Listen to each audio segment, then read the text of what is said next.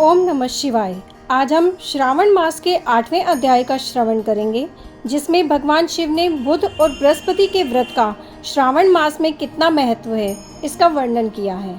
तो आइए आरंभ करते हैं। श्रावण मास में किए जाने वाले बुध गुरु व्रत का वर्णन।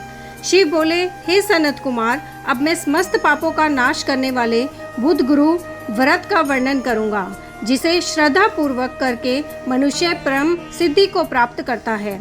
ब्रह्मा जी ने चंद्रमा को ब्राह्मणों के राजा के रूप में अभिषिक्त किया। किसी समय उसने रूप तथा यौवन से संपन्न तारा नामक गुरु पत्नी को देखा।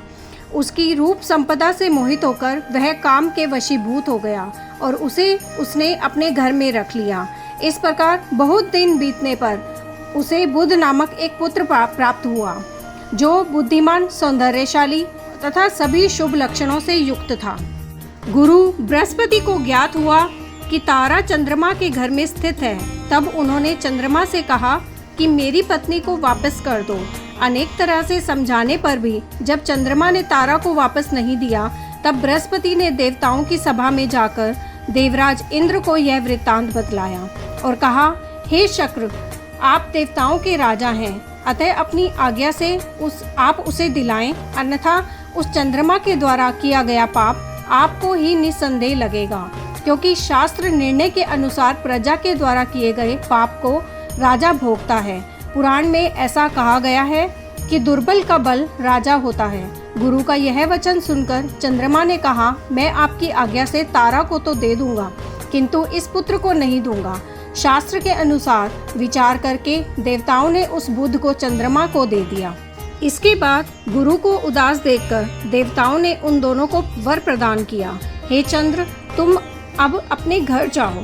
यह तुम्हारा भी पुत्र है और बृहस्पति का भी है। यह तुम्हारा पुत्र ग्रहों में प्रतिष्ठित होगा। हे सुराचार्य, आप यह दूसरा भी शुभ वर ग्रहण कीजिए। जो बुद्धिमान व्यक्ति आप दोनों बुध गुरु का व्रत मिलाकर करेगा, उसकी संपूर्ण सिद्धि होगी। यह सत्य है, इसमें संदेह नहीं। शंकर जी के लिए अत्यंत इस श्रावण मास के आने पर जो लोग बुधवार तथा बृहस्पतिवार को पूजन व्रत करेंगे, उन्हें सिद्धि प्राप्त होगी। इस व्रत में दही तथा भात का नैवेद्य व्रत सिद्धि में मूल हेतु है। स्थान भेद से आप दोनों की मूर्ति लिखकर पूजन करने से भिन्न भिन्न फल प्राप्त होता है। यदि कोई हिंडोले के ऊपरी स्थान पर आप दोनों की मूर्ति लिखकर पूजन करे, तो वह सर्वगुण संपन्न तथा दीर्घायु पुत्र प्राप्त करेगा। यदि मनुष्य कोषागार में मूर्ति को लिखकर पूजन करता है, तो उसके कोष बढ़ते हैं और वे कभी क्षय को प्राप्त नहीं होते। इसी प्रकार पाकालय में पूजन करने से पाक वृद्धि और देवालय में पूजन करने से उनकी कृपा प्राप्त होती है। शय्यागार में लिखकर पूजन करने से स्त्री का वियोग कभी नहीं होता है। धान्यागार में लिखकर पूजन करने से धान्य की वृद्धि होती है। इस प्रकार मनुष्य उन फलों को प्राप्त करता है। इस प्रकार 7 वर्ष तक करने के बाद उद्यापन करना चाहिए। उद्यापन से पहले दिन अधिवासन करके रात्रि में जागरण करना चाहिए। सुवर्ण की प्रतिमा बनाकर विधि पूर्वक 16 उपचारों से पूजन करने के पश्चात तिल, घृत, चारु और अपामार्ग तथा अश्वत्थ से युक्त समिधाओं से होम करना चाहिए। अंत में पूर्ण आहुति देनी चाहिए। उसके बाद मामा व भांजे को प्रयत्न पूर्वक भोजन करना चाहिए। इसके बाद ब्राह्मणों को तथा अन्य लोगों को भी भोजन कराना चाहिए। स्वयं भी भोजन करना चाहिए। इस विधि से 7 वर्ष तक करने पर मनुष्य सभी मनोरथों को प्राप्त कर लेता है।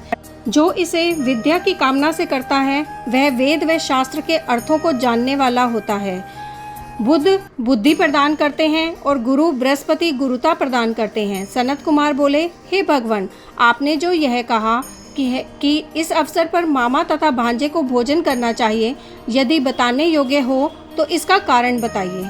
शिव बोले, हे सनत कुमार, पूर्व काल में अत्यंत दीन तथा दरिद्र कोई 2 ब्राह्मण थे।